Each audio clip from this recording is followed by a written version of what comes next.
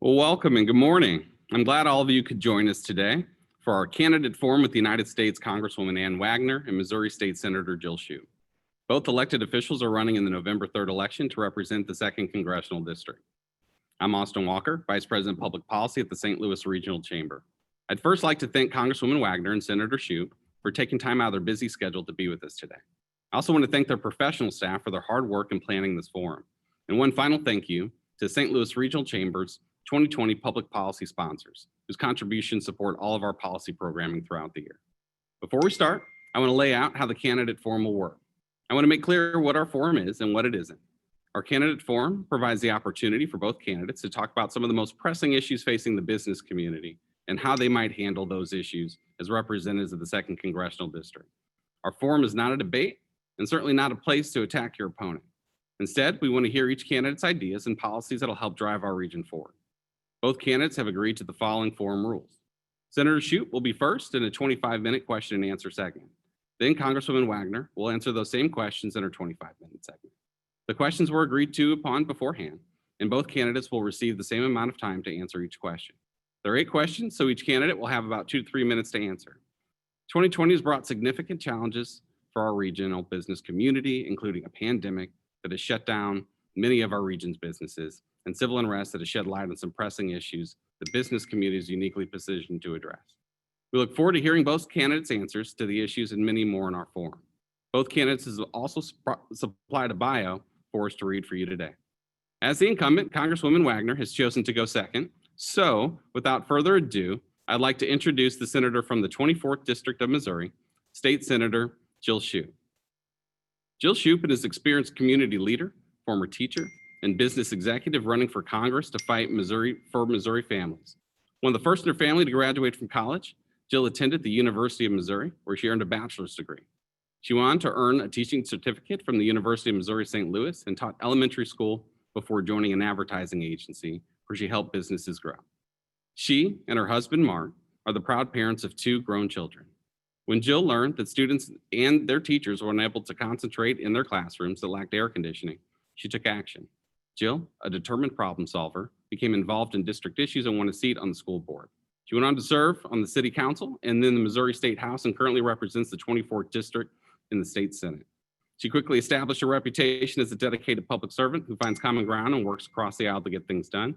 And as a state legislator, Jill has passed her legislation by working with Republicans, including endorsing surprise billing in emergency rooms, making daycare safer, and holding perpetrators of sexual assault accountable by ensuring survivors get the rape kit testing and treatment they need. Jill's worked on initiatives and policies to support economic growth throughout the state and the region, including workforce development programs, broadband expansion, and pro-business legislation relating to paid leave, benefit corporations, and child care tax credits. Now she's running a strong grassroots campaign to give Missourians a new voice in Congress, ensure the St. Louis region remains an economic engine for our state for years to come. Please welcome State Senator Jill Schupp. And thank you, Senator Schupp, for participating in our candidate forum today. Your responses are important to the business community and how they might be represented in our nation's capital during the 117th Congress. Thank you again, and thank you to your staff for bringing us together. Absolutely, Austin, and thank you for allowing me to be here today. I'm delighted to be here to welcome the people who are here to hear us today, and thanks for this opportunity. Absolutely. So the first question is, why do you want to seek election for the 2nd Congressional District? Well, again, I want to say thank you to the St. Louis Regional Chamber membership for being here today, and for many other individuals who have come to hear from both Congresswoman Wagner and myself as we meet you for this job interview. Missourians in the 2nd District want and need to have a representative who puts them first. People are tired of all the divisiveness and partisan bickering we hear in Washington, and they want to know that they have a representative who is there for them, even when things get hard. Instead of packing up and going home, they want somebody who is going to work hard to fix the problems that they face. I never intended to run for office. I was a teacher, as you heard, and then a small businesswoman for decades. But problems at our kids' school needed to be fixed, and I couldn't get that done without having a seat at the school board table. I ran, won, and rolled up my sleeves to work with people who disagreed with me. And in my 6 years of service, we made all the changes I had run on. And I learned from that when you're willing to work with others, even when they disagree, You can solve problems with lasting solutions. It's always been my practice to seek out others' ideas and opinions. And frankly, when we put people first, when we're a welcoming community, people thrive and our communities and our businesses succeed. As we continue to navigate this health and economic crisis, I'm committed to working with Republicans and Democrats alike to deliver real results for struggling families and businesses of all sizes. I've been successful because I've been willing to work across the aisle to ensure we're making the best decisions. You've seen me do this on the school board, on the city council, in the state house, and currently in the state senate where I serve now, and where every bill I have authored and passed has been with bipartisan support. I'm a coalition builder. I am not a partisan. I am a problem solver. In a district like this one, if you vote with your party 97% of the time, you can't claim to represent everyone. In Congress, I'm going to work across the aisle to find common ground to solve the issues we here in the 2nd District deal with every single day, making sure people have access to quality health care that they can afford, to ensure that our schools are opening safely and are able to prepare the next generation well, and making sure we have a strong economy that works for everyone. Thank you. Thank you, Senator. Second question, do you think Missouri, our region, and the 2nd Congressional District are headed in the right direction? If so, why? If not, what would you do differently? Well, we are now 7 months into a deadly pandemic without an end in sight. People are frustrated, they're scared, and they're uncertain, and they feel like they're on their own out there. Missouri's COVID-19 cases continue to grow, and more can and needs to be done. I want our economy to get back on track, but the question shouldn't be how do we get back to where we were before, but how do we take in all that we're learning and reimagine our future? This is a place where federal government can step in and play a key role. We need our elected leaders to step up, to listen to experts, to follow the science, and to provide recommendations on how to move our communities to safety. Each of us wants our kids back in school and our businesses up and running. We need to ensure that our families can afford childcare and the other necessities they need to work, to earn a living, in some cases to survive, and also to thrive. Here in the 2nd District, we can be leading the way to help determine priorities and to find solutions. This is an opportunity to think big, to reset, and to refocus for the future. What do you want your business, our community, this region, and our nation to look like not only tomorrow, but 10, 20, 30 years from now? And who needs to have a seat at that table? We need to attack some issues like gun violence as the community health issue that it is. Let's put into place violent history checks, also called background checks. This is common sense, bipartisan legislation supported by 90% of Americans and even 73% of National Rifle Association members. We need to close the gun show loophole and ensure perpetrators of domestic violence can't access those deadly weapons. Washington University has been a leader in the effort to call attention to gun violence as a community health issue and use research to help reduce deaths by gunfire. Let's take their research and their advice to heart. Aren't we ready to get this under control? Aren't we ready to end the chaos? As a representative in Washington, I'll support the American public in their desire to reduce and even end gun violence. But the main issue I've been hearing about, even before the pandemic, was concern over the costs of healthcare. We need to make sure everyone has access to quality care that they can afford. Here in Missouri, we took an important step this summer when voters approved Medicaid expansion. This was long overdue, and passage is only the first step. Thank you, Senator. Yep. Sorry, just trying to keep the 3-minute rule in effect. On to our next question, and you can do a follow-up in that next time if you'd like to. How have you contributed to the success of the St. Louis regional business community as an elected leader? If elected, what will be the top 3 priorities for your term, and why are they right for the 2nd Congressional District in the region? Well, thank you, Austin. Let me start by saying I worked in a big corporation, then as a small business employee for almost 2 decades. I'm the spouse of a former business owner, and I serve in the state Senate on the Economic Development Committee. I know businesses of all sizes need a seat at the table to help grow our economy and move Missouri forward. Throughout my time in the state legislature, I've worked on and advocated for a number of initiatives that have contributed to the strong growth and success of our region and the business community. I am always looking for ways to ensure we enact policies that actually benefit our businesses and our working families.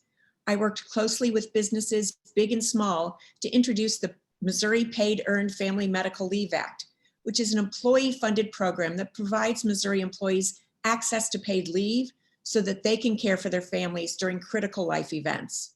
It was designed to make our state more attractive for young people and families and would ensure no one has to choose between family and a paycheck. I've worked on legislation in the state Senate for career readiness and workforce development, expanding broadband access, removing unnecessary barriers for professional licensing, introducing benefit corporations, and expanding child care tax credits to make childcare more affordable. If elected, I'll work to build upon this region's stature as a hub for innovation and business.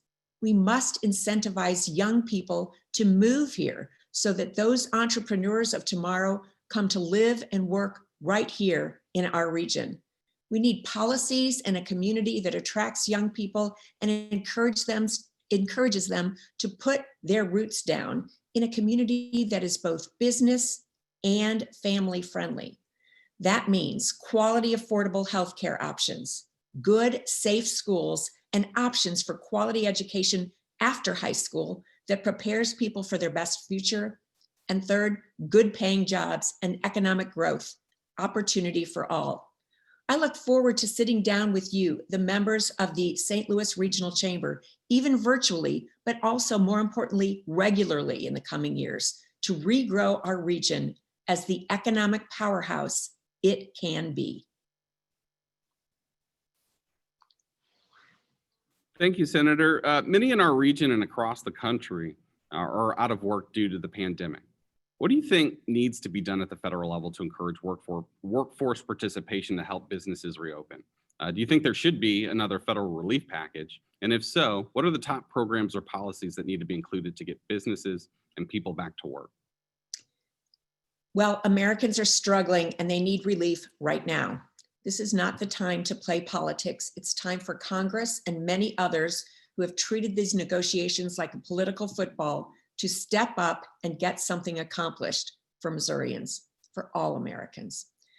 I spoke with a small business owners just last week during a roundtable discussion, and they underscored just how truly dire this situation is for many, many people.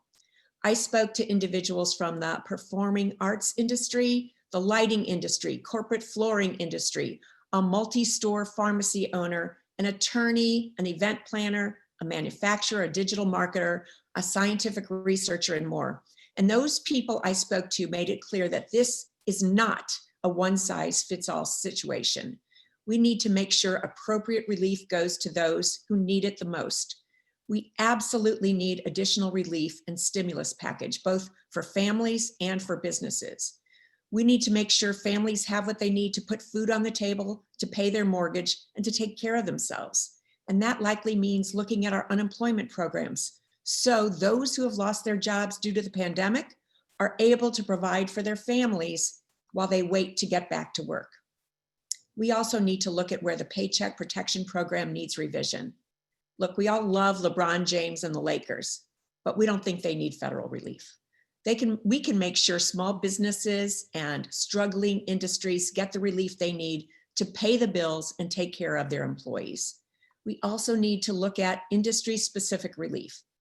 Airlines, hospitality, entertainment, and restaurants have been impacted in significant ways.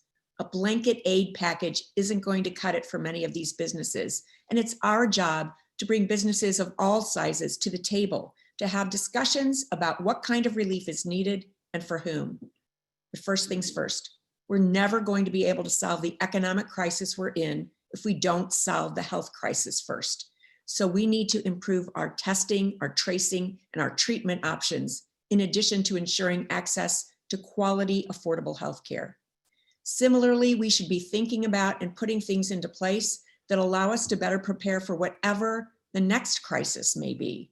If we can be forward-thinking in our approach to COVID-19, even at this stage of the game, we can ensure that our businesses and our people come out on the other side of this health crisis stronger. Thank you, Senator. As representatives of the St. Louis business community, we at the Regional Chamber receive a lot of feedback from our members and investors about regulatory burdens impacting the growth of their businesses. How will you improve the regulatory climate for business, and how will you make our region a more attractive place to do business and an easier place to work?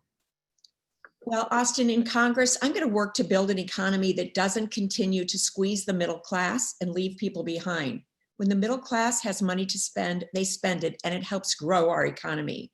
I believe we can do this while also providing a good regulatory climate for businesses. As we know, some regulations do serve a good purpose and some simply don't. This is why regular communication among and between us is critical. I'm never going to support a regulation for its own sake. And let me give you an example. I understand why Congress attached so many strings to the PPP program, but I think we all saw that the restrictions on the funds did more harm than good.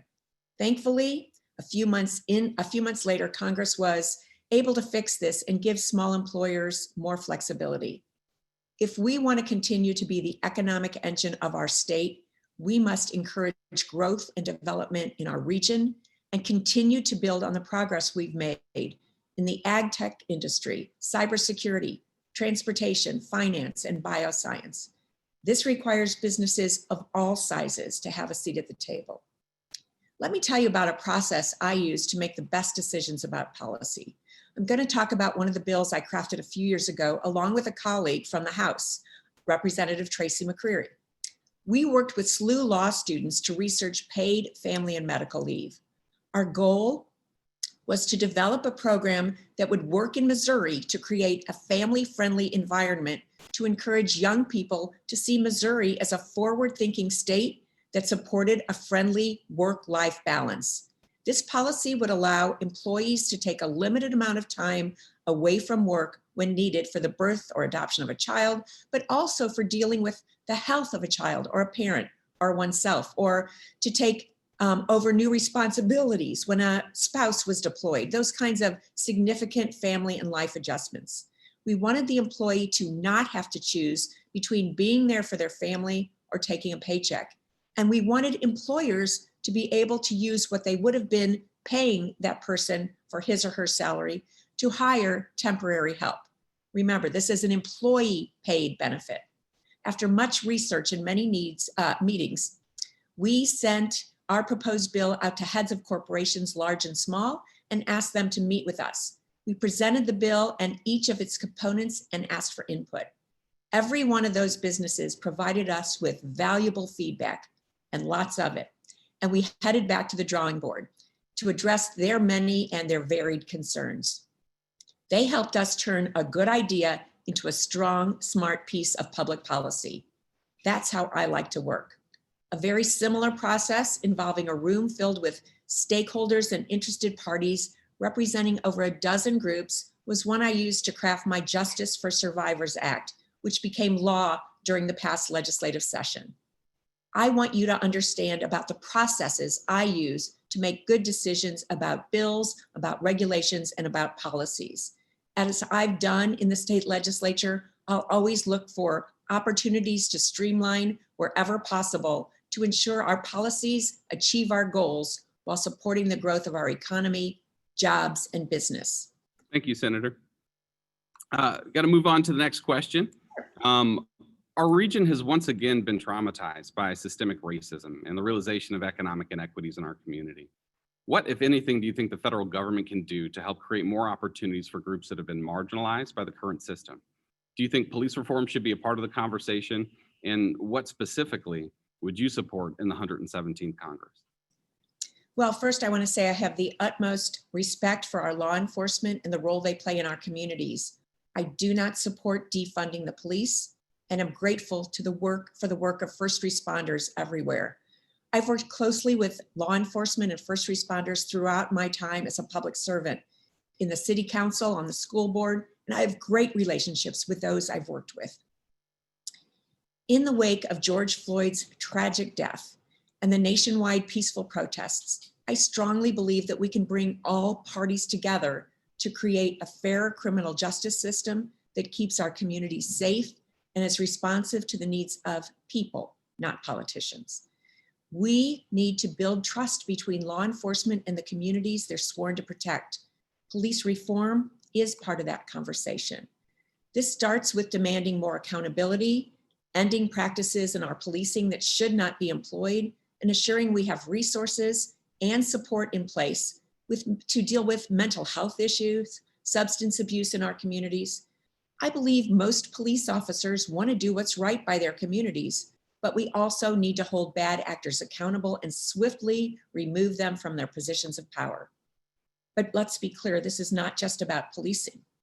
We know, and certainly the pandemic has shined a light on the inequities that suppress people's abilities to move forward, to get ahead, to provide the opportunity someone like me had growing up. That includes access to a good education, regardless of your zip code. It includes affordable housing, access to capital for starting small businesses and for investing in a home. And it includes economic opportunity that comes from good paying jobs. This is an important moment and an issue we need to address head on. We should not be inciting discord and division, but instead coming together as a community and a nation to do better. Thank you, Senator. The past few election cycles have been riddled with divisiveness and vitriol. As you've seen with the U.S. Chamber, the interests of business no longer hitch their wagon to one political party. Instead, the business community is throwing their support behind a bipartisan slate of pro-business candidates and elected leaders who are focused on growing business and our workforce.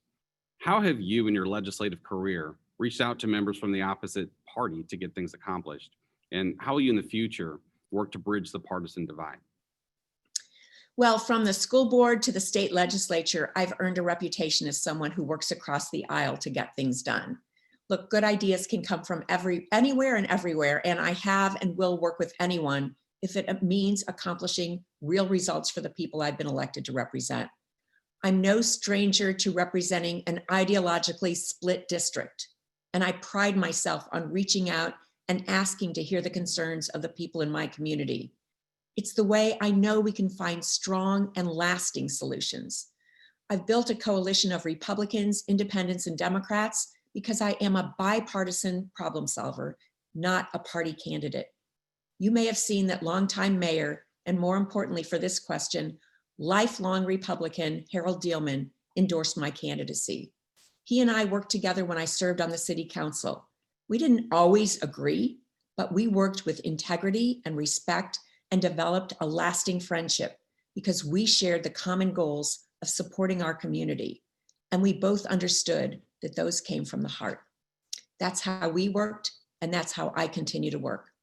I'm a member of a very small minority in the state Senate, and yet I have authored and passed real substantive legislation. From my Justice for Survivors Act, ensuring every survivor of sexual assault is able to access a rape kit, no matter which hospital they go to ending surprise billing in emergency rooms, to suicide prevention training for mental health professionals and in our schools, I've worked across the aisle to help deliver on the issues that matter most. So many of these pieces of legislation started because of something I heard from a constituent, a friend, someone who experienced something and wanted to get something done about it. I didn't ask their party, I just asked their concern. People counted on me and knew that I was there to be their voice and to work for them. I don't always have my name on the bills I've authored and passed because as a member of the minority party in Jefferson City, It's just something sometimes you're willing to give up to get good things done. For me, being a true public servant means checking my ego at the door and adding my legislation to a bill with my Republican colleague's name on the bill. Getting these bills passed into law is what matters to the people I represent, and I work for them. People in this district deserve a representative who will vote for their needs and who is willing to work across the aisle, not just toe the party line. I'm prepared to vote for legislation that improves the lives of people I represent, regardless of the party from which it comes. And to me, this is the job about making the best decisions while considering everyone in the district. They expect me to do the right thing. I firmly believe here in Missouri's 2nd District, we're more alike than we are different. I reject the notion that policy is about us versus them, because at the end of the day, we all want the same things for our families, for our friends, and our communities. Thank you, Senator. And for our last question, the Regional Chamber has a few core priorities in economic development, workforce development, and transportation and infrastructure. Within these buckets, what area do you think needs specific attention at the national level? And how would you develop that area through congressional action? If elected, will you support these 3 chamber priorities? Well, if elected, I will uphold all 3 of the chamber's core priorities. These priorities are critical to ensuring our region can grow and thrive long into the future. Looking forward, we must make our economy more resilient to future challenges. Of the core priorities, one area I believe Congress must absolutely take the lead is improving our infrastructure. We need to update and modernize. I would not only support that, but I would take the lead on congressional overhaul of our crumbling infrastructure. This is a place where Democrats and Republicans can work together. These investments not only stimulate the economy, they create good paying jobs and create the neighborhoods and the cities and the communities that people want to live in. And this is not just a roads and bridges infrastructure question. It also means expanding access to broadband, upgrading our electric grid, public transportation, and thinking about the infrastructure needs of the future. Ultimately, the priorities you named, workforce development, economic growth, and infrastructure, are key priorities that benefit more than just the members of this body. My mom and dad both worked hard to create a better life for their kids. My sister, brother, and I were the first generation in our family to graduate from college. My husband and I raised a family, worked hard, and pursued our careers. In Congress, I want to help create those opportunities for Missourians to be able to do the same for themselves and their families, because I think that's what everyone truly wants. The chamber and the stakeholders here are critical to that vision. We can work together to create that future. I want to thank you for inviting me to address you as I work to represent the voices of the people of the 2nd District. Since I got into this race in December, I've had lots of job interviews like this, and mostly over Zoom. I'm hopeful it won't be too long before we're meeting again in public and moving in a positive in-person direction. Meantime, we're all learning about ourselves and each other and how to stay connected and root for each other's successes. Together, let's knock COVID down and build each other up. I know we can continue to do great things together. Thank you to each of you for attending and to the St. Louis Regional Chamber for the opportunity here today. Before I leave, I'd like to directly ask you for the job, for your vote. Thanks so much, Austin, and to all of you for being here today. Senator, thank you very much. Really appreciate you being here with us to make your case with our members, and good luck in the upcoming election. Thank you. My pleasure, Austin. Appreciate it. Thanks, Senator. Now, I have the pleasure of introducing the current Congresswoman of the 2nd Congressional District, Ann Wagner. Congresswoman Ann Wagner is a representative for Missouri's 2nd Congressional District and was born and raised here. She learned the value of hard work, customer service, and how the government should stay off the backs of hardworking Americans while working at her family's small business, Carpet Time. She is chair of the House Suburban Caucus and has worked on important issues like protecting coverage of pre-existing conditions, lowering prescription drug costs, addressing the coronavirus pandemic, and fighting overregulation and excessive taxation. She has made it a priority to help businesses and their employees during COVID-19 and has worked to grow our economy and help create jobs here in St. Louis. She was proud to have received the U.S. Chamber of Commerce Spirit of Enterprise Award for pro-business record, and last year received a 100% Chamber legislative score. Please welcome Congresswoman Ann Wagner. Hi, Congresswoman, Austin. thank you for joining us. Hi, Austin. It's great to be with you all again. And first of all, I want to thank you. I've done a number of these congressional briefings with the RCGA over my time in Congress. And I'll tell you, though, I only wish that we were doing this in the format that we originally agreed to, Austin, to where Senator Schupp and I could have had a little bit more of a back and forth on these very important issues that you've brought forward of our business community as opposed to two separate forums. So this isn't the first time that Senator Schupp has insisted on doing this, but we're going to forge ahead anyway here, and let's get straight to the questions and the issues. Thank you, Congresswoman. Really appreciate you being here with us. So the first question, why do you want to seek re-election for the 2nd Congressional District? Well, this district is home to me. It is personal to me. I raised my family here. I volunteer here.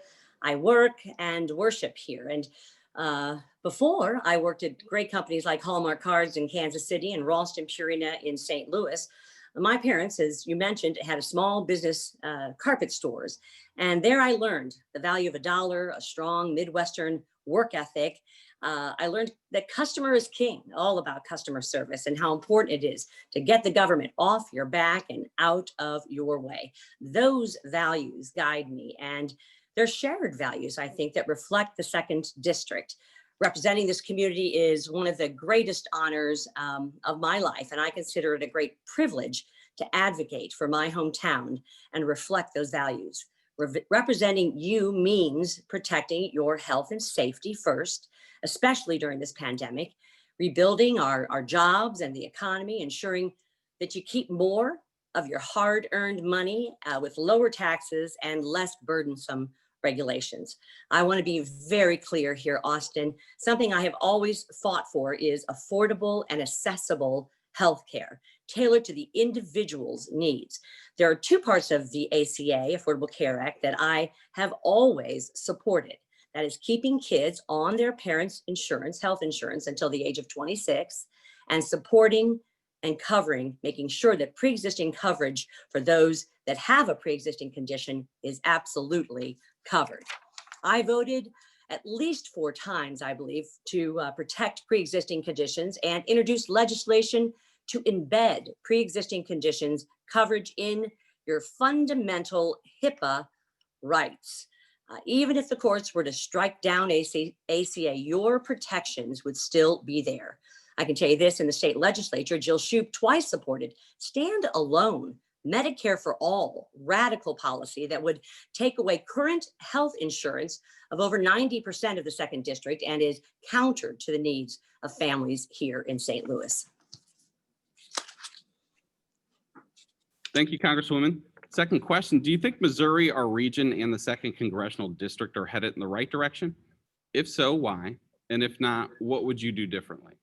Yes, thank you, Austin. I'm an optimist, and I can tell you that before the pandemic, the U.S. had the best economy on record, with a median household income rising nearly 7% for a record and record high, I should say, unemployment at a 50-year low. I voted for the CARES Act during the pandemic to provide very specific programs to support our economy, and our efforts there, I think, are helping to rebuild faster. Already, retail spending is higher than even a year ago. You know, we passed four bipartisan COVID relief packages, and I've called on our leaders to stop the partisan politicking and immediately prioritize targeted coronavirus relief. I am on 24 hours notice to head back immediately if the Speaker of the House will allow some of this to move forward.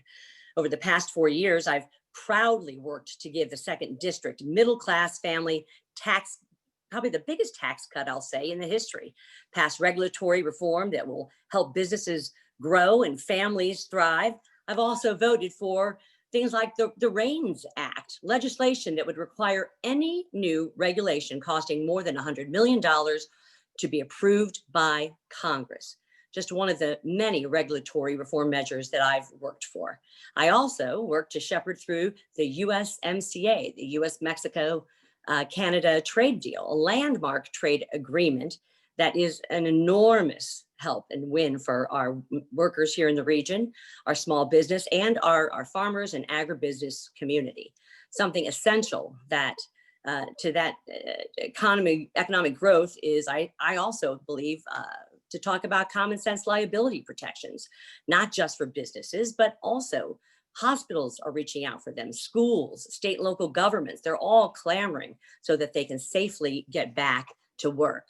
I have fought for those issues like liability protection on behalf of our regions, our workers, and our businesses, while my opponent, Jill Schupp, voted against virtually every single tort reform measure during her 12 years in the legislature. Measures like Senate Bill 224, the bill that makes it more difficult for people in civil suits to use discovery and deposition rules to harass the defendant. Senate Bill 591, a bill that reforms the way punitive damages are figured in a court case. My opponent, Jill Schupp's campaign, is bankrolled by hundreds of thousands of dollars of trial attorney money and union money.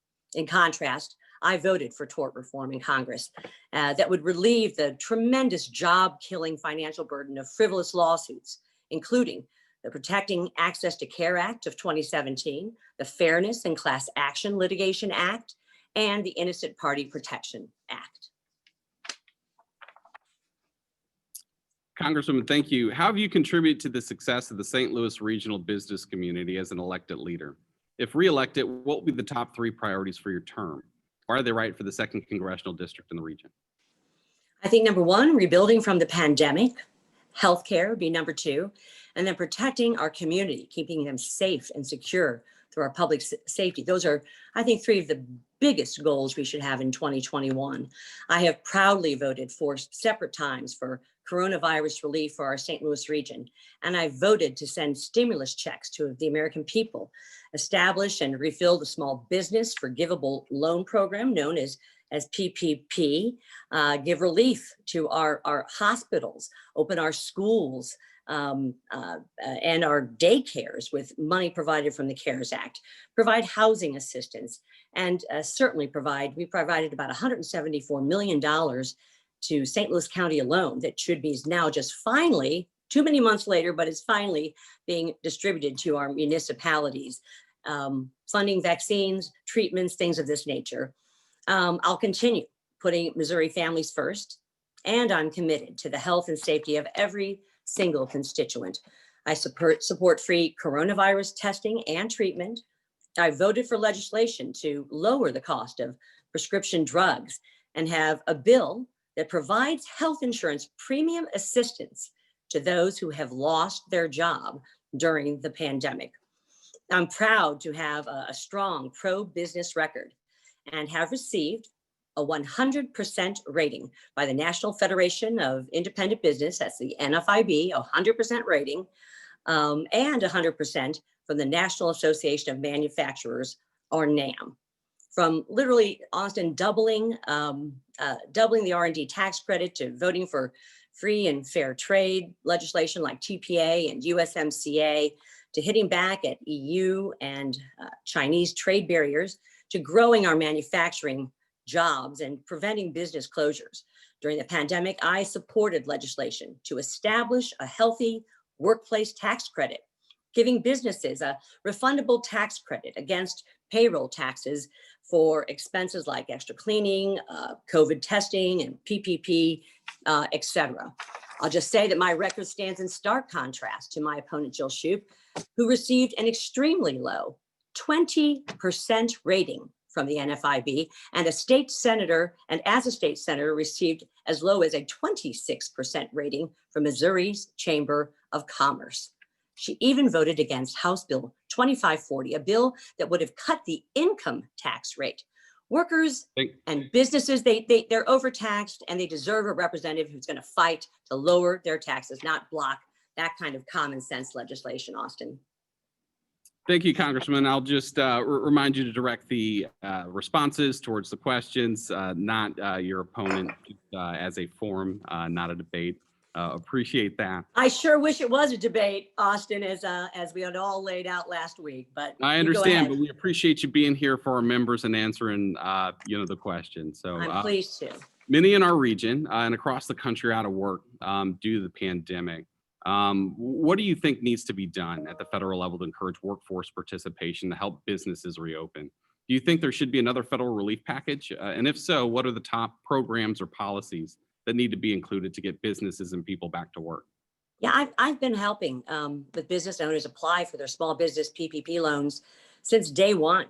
And just last week, I co-led a letter urging Treasury and the Small Business Association to streamline the forgiveness process for all loans under $150,000.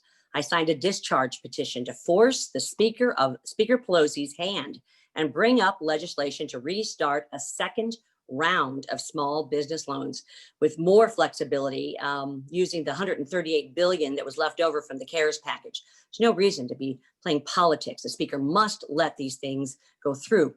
American workers and families are struggling.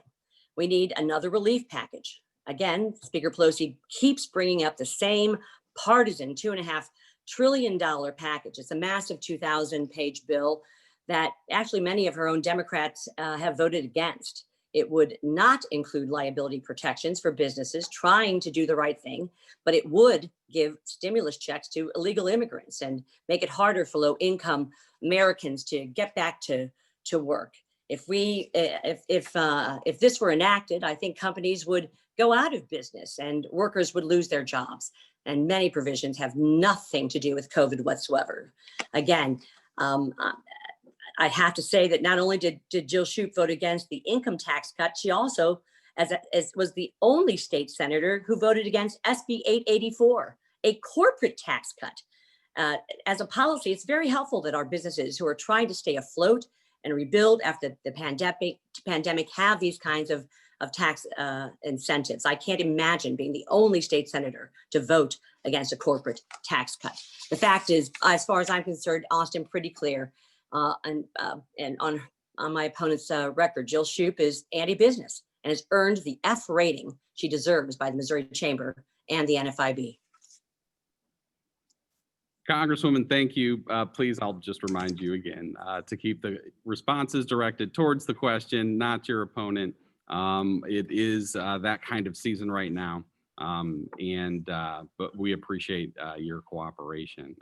As a representative of the St. Louis business community, we at the St. Louis Regional Chamber receive constant feedback from our members and investors about regulatory burdens impacting the growth of their businesses. How will you improve the regulatory climate for business, and how will you make our region a more attractive place to do business and an easier place to work?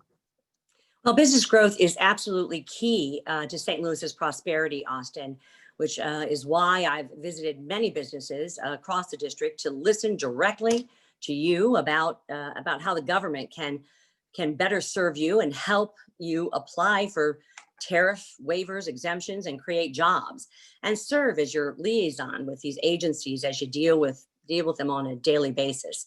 It's why I voted for the Tax Cut and Jobs Act, which helped get government off the backs of business and families and created a historic tax cut for mainstream businesses, lowered tax rates for job creators, big and small, and it made easier for companies to bring jobs back to the U.S.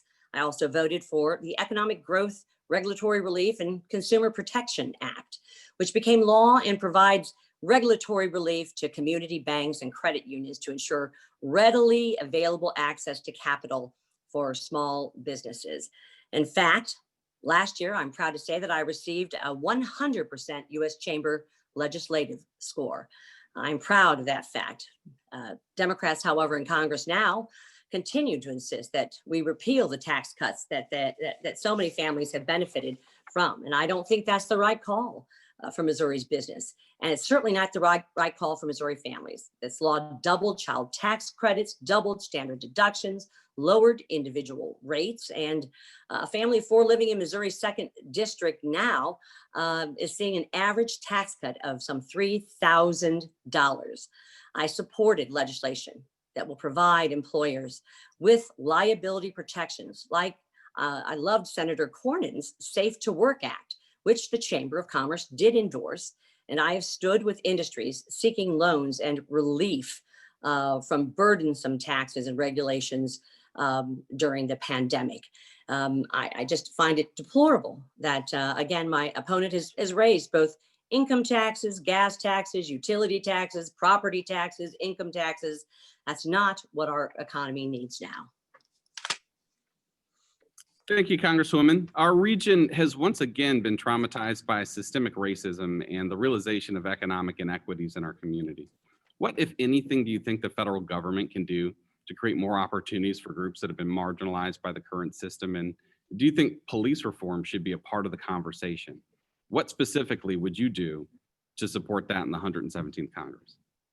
Thank you, Austin. I unequivocally condemn racism in all its forms. And I believe it should be called out by name whenever it occurs. Congress should act to ensure that all people are treated with dignity and respect by law enforcement, no matter the color of their skin.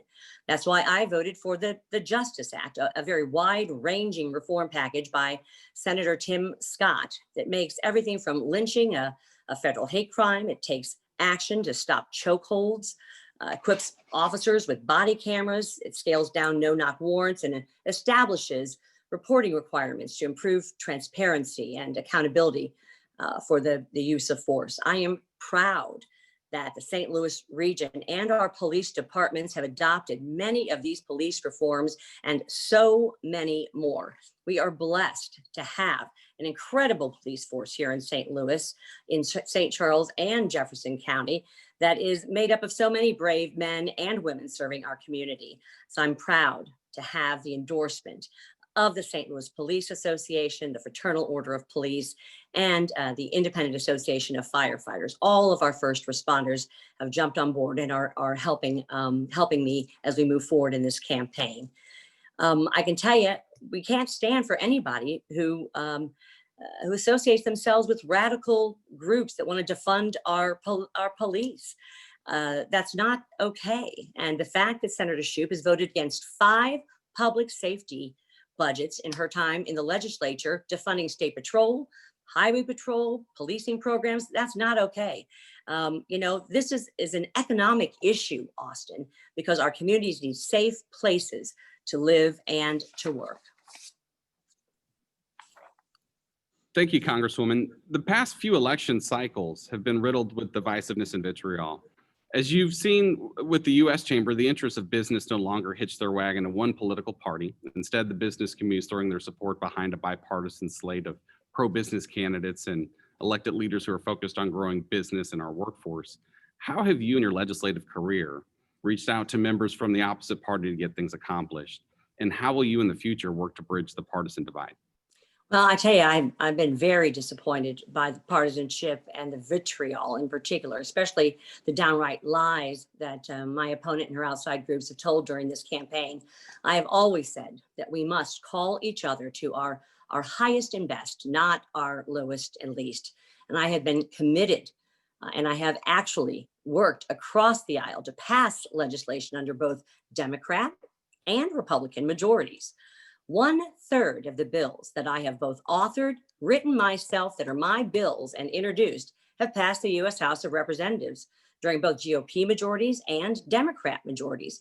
10 of those bills, Austin, have been that I've authored, and not just authored, but that are my bills with my name on it, have been signed into law. Every single one of them is, of course, bipartisan. And I can say, actually, President Obama has signed more of my bills into law than President Trump. I have co-sponsored probably thousands of pieces of legislation and passed numerous amendments. And for my bipartisan work, especially on foreign affairs with the House Foreign Affairs Committee that I'm the vice ranking member of, I was proud to be awarded the Edward F. Snyder Peace Award. It's an honor that's typically given to Democrats, and it was actually awarded to then Senator Biden in 2006. I believe that my record clearly demonstrates my commitment to bridging the partisan divide and reflecting this district's values.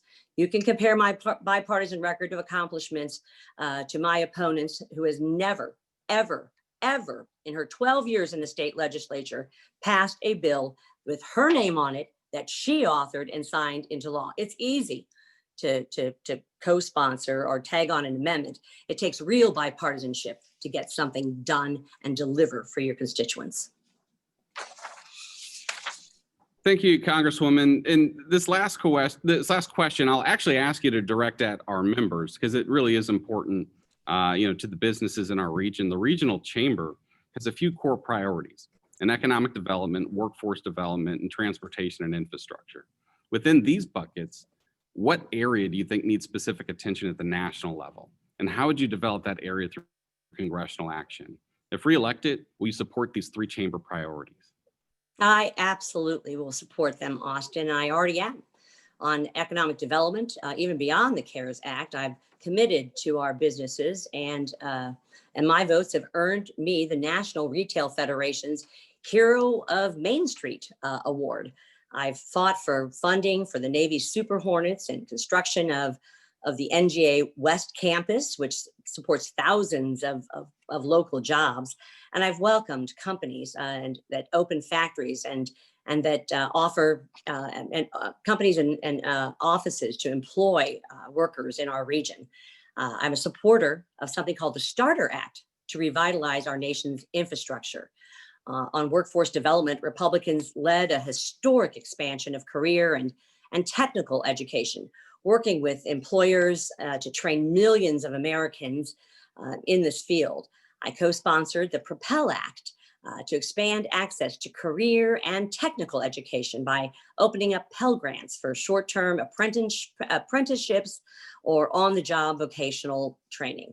I'm also leading an initiative to help community colleges establish earn and learn programs with employers so students can access apprenticeships, something that I've worked on in both St. Louis County, Jefferson County, and St. Charles. My hope is that local education institutions can use these funds to connect students to the high-skilled jobs that our businesses need so desperately to fill.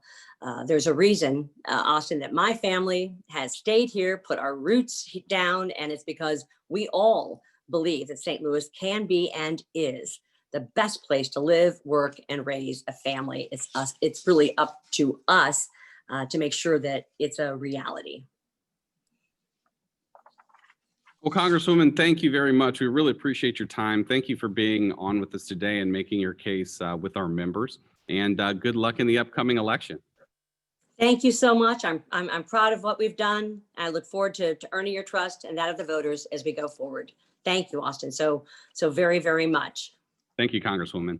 And to everyone on the call, please join us again this Wednesday, October 21st, for a candidate forum featuring Missouri State Senator Andrew Koenig and Missouri State Representative Deb Lavender, who are running to represent the 15th Senate District. And on Friday, October 23rd, we'll host a third candidate forum featuring State Representative Doug Beck and Dr. David Linehan, who are both running to represent the 1st Senate District in Missouri. For more information on our forums, please visit our website at stlregionalchamber.com or contact Riley Nix at rnix@stlregionalchamber.com. We hope to see you there. This meeting is adjourned.